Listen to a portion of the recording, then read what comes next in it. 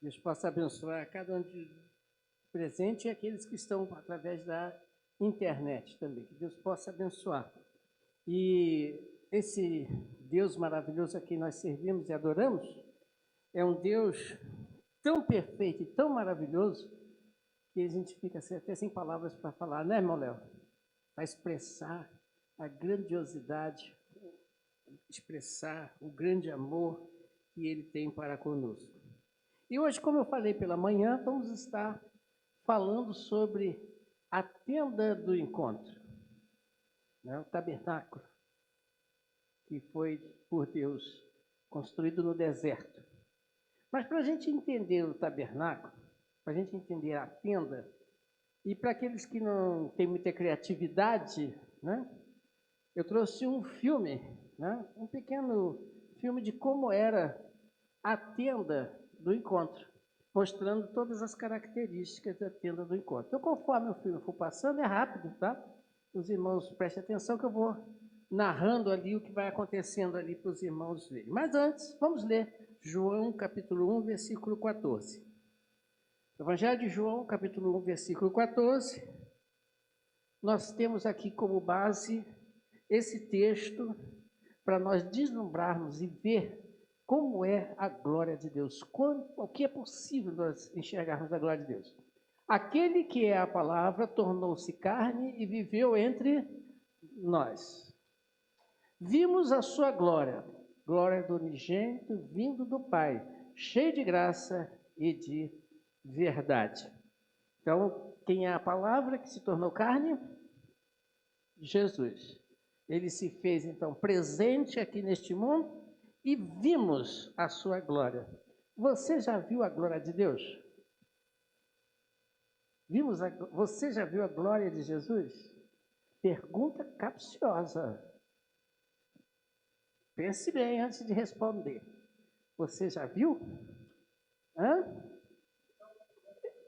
O céu já manifesta a glória de Deus. Só o fato de você ter Cristo no seu coração, você já viu a glória de Deus. Você já presenciou a glória de Deus.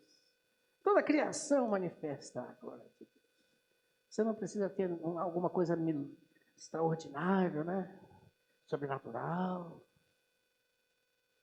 para ver a glória de Deus. Não precisa disso. Você já é uma manifestação da glória de Deus.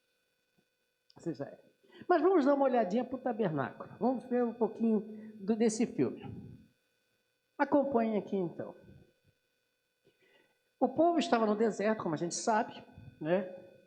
E no deserto, quando o povo queria se aproximar de Deus, quando o povo que desejava ir ter um encontro com Deus, e até para sacrificar os seus animais em oferta pelo seu pecado, eles passavam por esta única porta. Não há outra entrada nesse espaço, é somente esta entrada.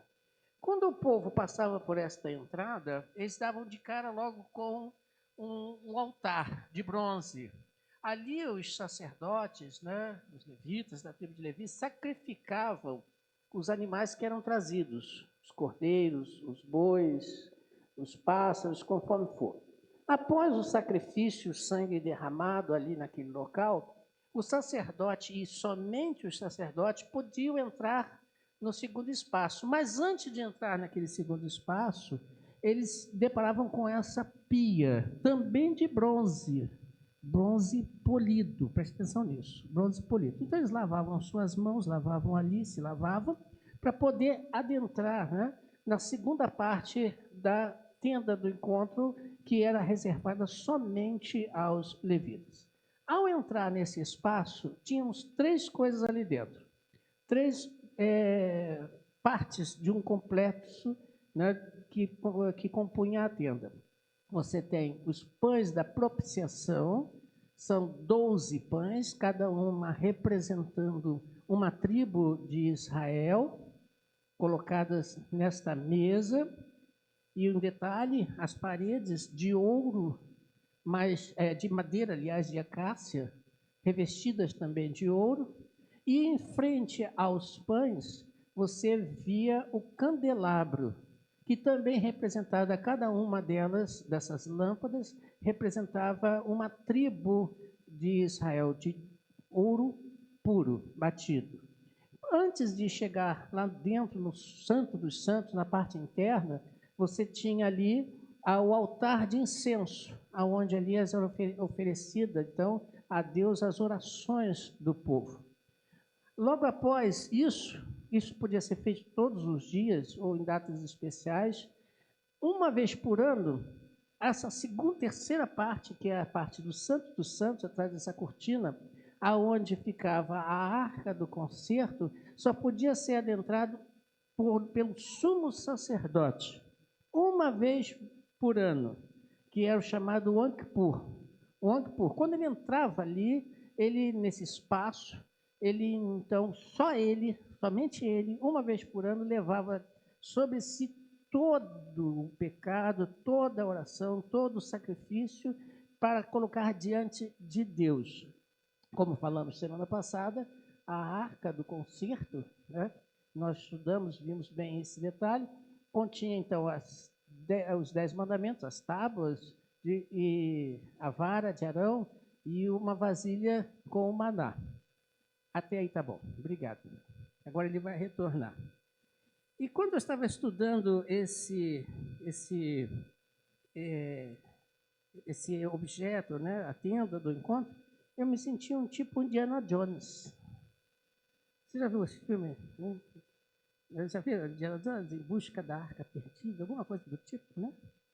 E também me senti um pouco tipo aqueles camaradas que achavam o mapa do tesouro, cheio de detalhes, né? E que indicava um tesouro em algum lugar. Eu me senti um pouquinho assim, porque quando eu estava estudando sobre isso, eu descobri muito mais coisa do que você e eu já estudamos com relação à tenda. Todo mundo sabe o significado daquilo que ali a gente já viu, já estudou. O altar, o sacrifício, a pia, o Santo dos Santos, os pães, o candelabro, todo mundo sabe isso. Lá dentro, o Santo dos Santos, a arca, inclusive semana passada nós vimos sobre a arca. E hoje vamos ver um pouquinho sobre a tenda do encontro. Nós vamos pensar um pouquinho sobre os significados que tem ali para nós, que representa Jesus Cristo. É o mapa do tesouro. Você quer encontrar Jesus Cristo? Então, olhe para a tenda e veja o nosso comportamento diante dela. Vamos lá, então.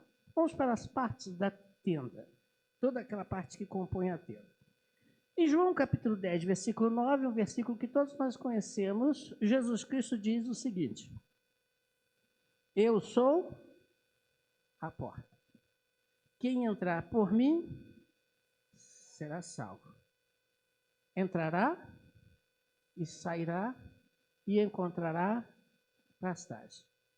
Detalhe: quem entra por ela, Jesus Cristo, essa porta, ele entra e, ao mesmo tempo, sai. Entra para onde e sai de onde? Entra para onde e sai de onde? Parece aula de português, né? Pois é. Quando eu passo por uma porta, eu saio de um determinado ambiente e entro em um outro determinado ambiente. A mesma porta. Ela é entrada e também saída. Quando Jesus Cristo diz, eu sou a porta, ele está dizendo, em outras palavras, que você e eu, para chegar até Deus, precisamos sair do ambiente que estamos e entrar para um novo ambiente. E você viu que eles ali estavam onde a tenda foi armada? Vocês viram? Não, eu falei logo no início. No deserto. Já aí você já tira uma coisa interessante. Para você encontrar Deus, tem que sair desse deserto do pecado, onde falta tudo, onde há angústia, onde há falta de alimento, falta de água, falta de paz, falta de tudo que você possa imaginar. Você tem que sair dali. E para chegar até Deus, tem que atravessar aquela porta. A primeira porta chamada, no hebraico, Sha'ar, que quer dizer porta escancarada.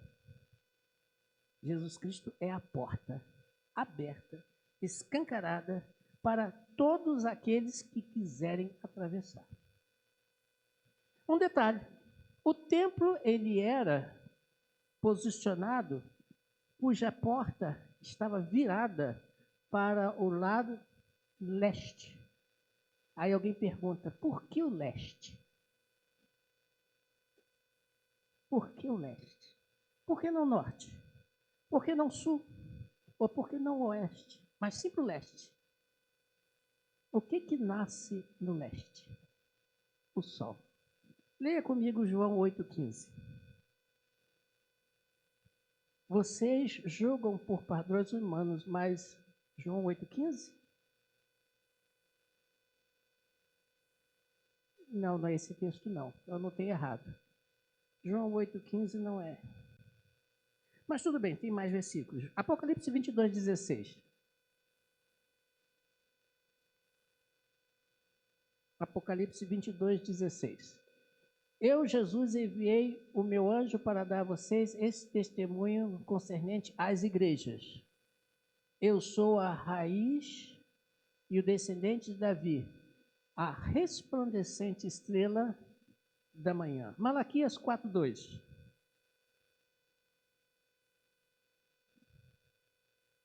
Malaquias 4,2. Mas para vocês que temem o meu nome, o sol da justiça se levantará, trazendo cura nas suas asas. E vocês sairão e saltarão como bezerros bem alimentados. Sairão de onde? Isso aí. O primeiro texto que eu notei errado, se alguém achar, pode depois abrir e ler para mim. Diz, eu sou a luz do mundo, Jesus Cristo. É João, agora eu notei errado o versículo. Né? Eu sou a luz do mundo. O tabernáculo, a tenda do encontro, era posicionada, a sua entrada para o sol nascente, dando a ideia, né, da luz, resplendor, que veio a este mundo, para que você possa, encontrando esta porta, atravessar. Muito bem. Ao entrar, então, o que nós vamos ver logo em seguida? Passei a primeira porta. Você atravessou a primeira porta. Você desejou entrar. O que você encontra? O altar. O altar. Lá dentro, no altar, o misbar. Hoje eu estou bom no hebraico. Hoje estou bem. Está vendo, irmã Ângela? Cadê a irmã Ângela? Está ali atrás. Está vendo, irmã Ângela? A irmã adora hebraico, né? O misbar, o bear, que é o altar. E esta palavra em hebraico significa local onde eu morro.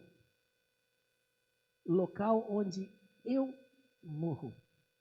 Em outras palavras, você ao entrar para encontrar Deus, passando pela porta, obrigatoriamente você tem que morrer. Veja, Romanos capítulo 6, versículo 6. A irmã Marta achou o versículo 8,12, né? Romanos capítulo 6, versículo 6.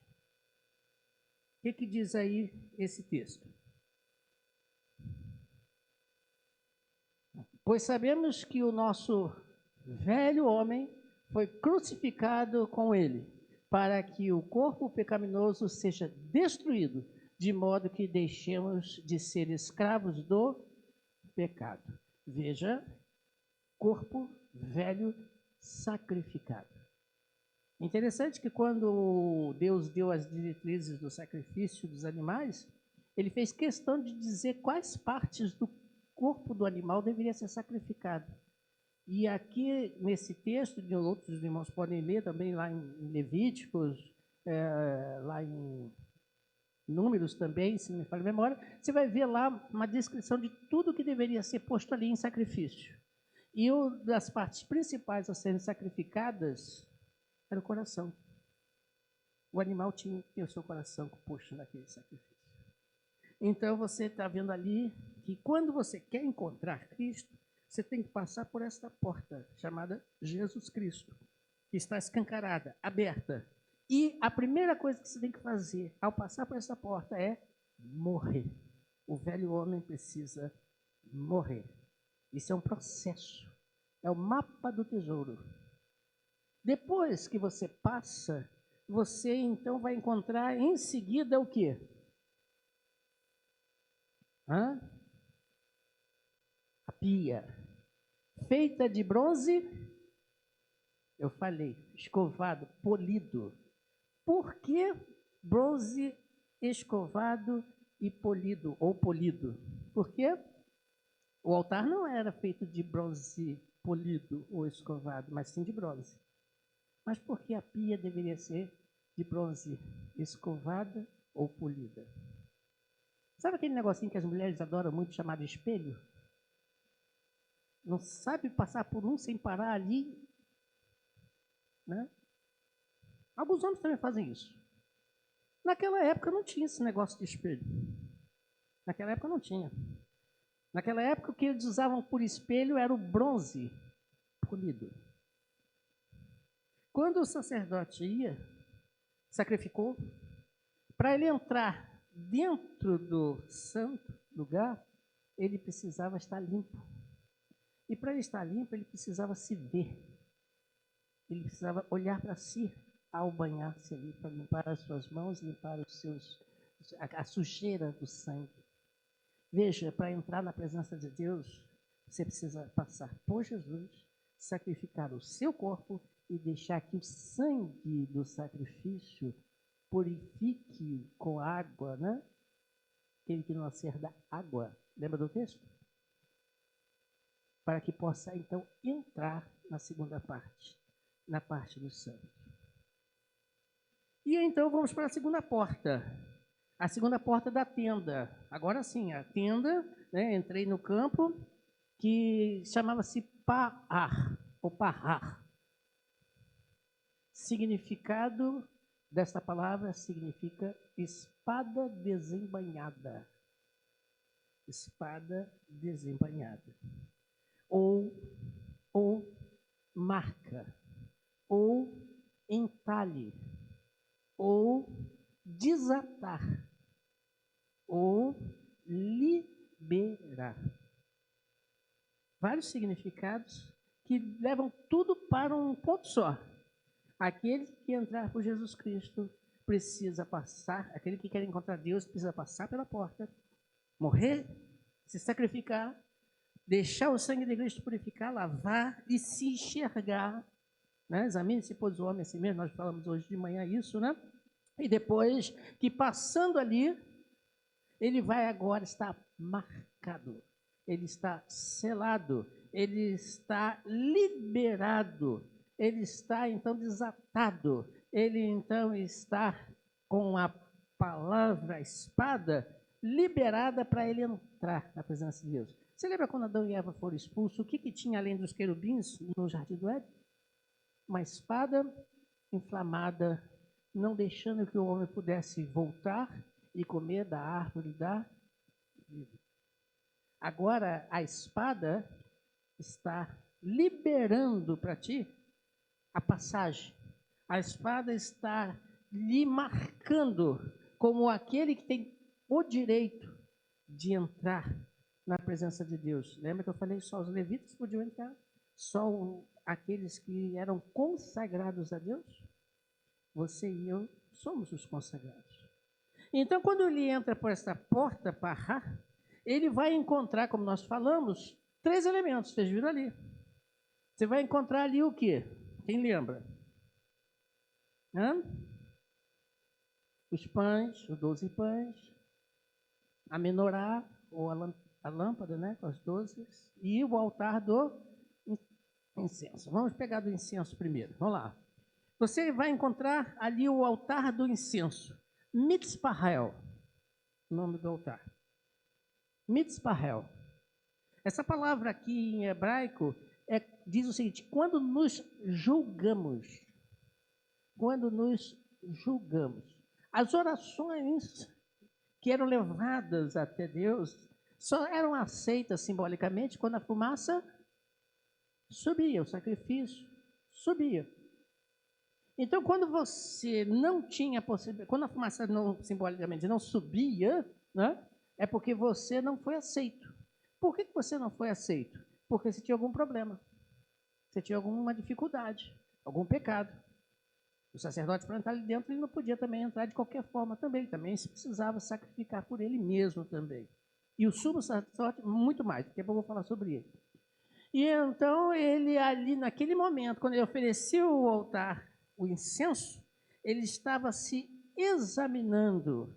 A fumaça subiu, olha, fui aceito por Deus. Meus passos estão sendo realmente conduzidos, as minhas ações estão realmente dentro do padrão de Deus. E você vai ver isso interessante, como nós lemos hoje de manhã, em 1 Coríntios, né? Capítulo 11, versículo 28, primeira parte, quando diz: examine-se, pois, o homem a si mesmo, ou examine-se cada um a si mesmo. Existe a necessidade de um autoexame. Tem que ter, senão não funciona. Você não acerta, vai errar, não tem como. O segundo elemento eram os pães da propiciação, quase que não sai, né? Os pães, né? O propiciatório ali, né? Os 12 pães. A palavra hebraica lahan quer dizer pão. Essa palavra deriva-se de uma outra palavra em hebraico, pihamah, que quer dizer guerra. Guerra. Em outras palavras, aqueles pães estavam dizendo para aquele povo e para nós hoje que é o Senhor nosso Deus que luta por nós. Ele é o que nos sustenta. Então, se você quer entrar na presença de Deus, você precisa passar pela porta de Deus, que é Jesus Cristo, sacrificar a sua vida no altar de Cristo, deixar que Cristo purifique o seu coração, adentrar assim pela palavra de Deus no espaço santo, porque só você pode fazer, se você passar por esse processo, entrando ali dentro e entender que se você quer encontrar Deus, precisa deixar Deus lutar a sua batalha, a sua guerra e te sustentar. Se você não quiser isso, perdeu tempo, pode voltar que não vai funcionar. Você entende isso em Deuteronômio capítulo 3, versículo 22. Deuteronômio 3, 22 diz: não tenham medo deles. Deles quem? Seja quem for. O Senhor, o seu Deus, é quem luta por vocês. Quando você quer deixar Deus lutar a sua batalha, dirigir os seus passos, te sustentar, o único beneficiário disso aí é você mesmo. Mas se você tomar sobre você mesmo a responsabilidade das lutas, das suas batalhas, que acha que você se autossustenta, meu filho, você está perdido. Não é assim que funciona. Em Romanos capítulo 8, versículo 31, também temos um Paulo falando a mesma coisa. Que diremos, pois, diante dessas coisas? Se Deus é por nós, quem será contra nós? Veja, é Deus por nós. Ele que nos sustenta. Os pães é isso, é a vida. Ele que nos sustenta, ele que luta as nossas batalhas. E depois a menorá, né? Ou o candelabro, que estava do outro lado, 12 lâmpadas, e esta aí representa, e isso aí você sabe, a luz de Deus. Menorá é a palavra hebraica. Né? Por isso que você não estranhou falar, a palavra hebraica já é hebraico. Menorá. Salmos 119, versículo 105. A tua palavra é lâmpada para os meus pés e luz para o meu caminho. Lâmpada para os meus pés, a tua palavra, e luz para o meu caminho. Você precisa deixar que esta luz clareie o teu caminho. Porque os nossos caminhos, como homens, são tenebrosos. E você vai ver por que são tenebrosos. Eles são inseguros, incertos. E você vai entender agora quando você atravessar a terceira porta, onde o sumo sacerdote, uma vez por ano, ele entrava, como eu falei para vocês, lá no Santo dos Santos, lá uma vez, no Anquipur ele entrava e ali dentro ele levava sobre si todos os todo Israel, todo o pecado lá dentro. Para que ele entrasse lá dentro, ele tinha que fazer, durante 7 dias, uma purificação. 7 dias. Ele não podia entrar de qualquer forma. Foi ali, sacrificou um bezerro, consagrou a Deus aqueles seus pecados, pediu perdão e agora lavou suas mãos, participou daqueles momentos ali dentro e entrou lá dentro. O Senhor, está aqui o sangue do cordeiro derramado lá fora e tal pelo povo de Israel. Se ele fizesse isso, estava perdido, estava morto. Ele tinha todo um processo durante 7 longos dias. E sabe o que era a purificação? Curiosidade bíblica. Leia Levíticos. Não vou dar a deixa. Né? Leia Levítico. Muita coisa podia contaminar uma pessoa. Até mesmo tocar em alguma coisa morta. Leia Levítico, você vai ver o que deixava o homem impuro. Então o sacerdote precisava passar por um processo muito delicado, complicado, para que ele pudesse atravessar aquela porta. E o nome daquela porta, aquela porta que ele vai atravessar, a terceira e última porta, é percorrete, ou separar com rigor. Agora você entende por quê. E então ele, passando aquela porta, ele vai encontrar lá o quê? A arca. Viu? Mostra, está atento. A arca. Detalhe do ambiente. Não havia janela, não havia festa, nenhuma, não havia luz lá dentro. Nada. Nada. Então, quando o sumo sacerdote entrava, a única luz que ele via era a luz de Deus. Era a única. Ele conseguiu lá. Chegou ao alvo. Chegou lá. Eu não vou falar sobre a arca, porque isso eu falei domingo passado, né? Os irmãos que quiserem saber, depois vejam na internet que está no vídeo. Né? O que diz a arca. Chegando lá, então Deus se manifestava, falava com ele. A sua glória aparecia ali. E a luz de Cristo clareava o ambiente. Nós vivemos numa escuridão plena do pecado. Mas quando você encontra Cristo, você agora desfruta da luz de Cristo. Veja Hebreus capítulo 10, versículo 19 a 23. O que diz aí? Portanto, irmãos, temos plena confiança para entrar no lugar santíssimo. Eu tenho essa plena confiança. Pelo sangue de Jesus. Olha, eu passei por todo aquele processo. Continua. Por um novo vivo caminho que ele nos abriu por meio do véu. Ele abriu o caminho para a gente. Isto é, o seu corpo. Também temos um grande sacerdote sobre a casa de Deus. Assim, aproximemo-nos de Deus com um coração sincero e com plena convicção de fé. Porque o nosso coração foi purificado de uma consciência má e o nosso corpo lavado com água pura. Agora você está na presença de Deus.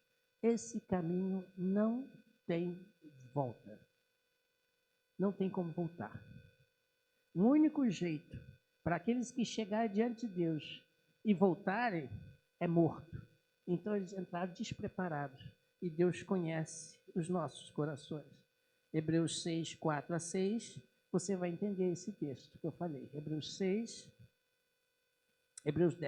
aliás. Não, acabamos de ler Hebreus 10, né? Hebreus 6, 4 a 6. Ora, com respeito àqueles que uma vez foram iluminados, provaram o dom celestial, tornando-se participante do Espírito Santo. Experimentaram a bondade da palavra de Deus e os poderes da era que há de vir. Mas caíram. É impossível que sejam conduzidos novamente ao arrependimento, pois estão crucificados para si mesmo, o Filho de Deus, sujeitando-a à desonra pública. Entenda o texto. É impossível que aqueles que experimentaram a luz de Cristo, é impossível que aqueles que tiveram seus sacrifícios, passaram por todo o sacrifício, lavaram os seus corpos, caírem. E os que caíram? É porque não passaram. E se erramos, já passamos. E Deus vai nos purificar. Lembra do texto que João diz, filhinhos, se vocês pecarem, temos um advogado? Pois é, não tem retorno. Você entrou, experimentou e de lá não sai nunca mais. Mas ele fala sobre o véu. Não falou sobre o véu? O véu se rasgou de alto a baixo quando Cristo morreu na cruz do Calvário. Você lembra do texto? O véu se rasgou. Por que o véu se rasgou? Duas coisas. A primeira, todo mundo sabe. Porque a porta que restringia o acesso a Deus agora está aberta. Jesus Cristo abriu. Rasgou-se o véu de alto a baixo. Isso você estudou desde pequeno na EBD. Mas tem uma outra coisa interessante nesse texto. Isso só vai entender se você ler a cultura judaica, inclusive da época. O que fez Jacó quando soube da notícia da morte de José? Para ele estava morto. O que ele fez? Chorou e fez mais uma coisinha. Rasgou as suas vestes.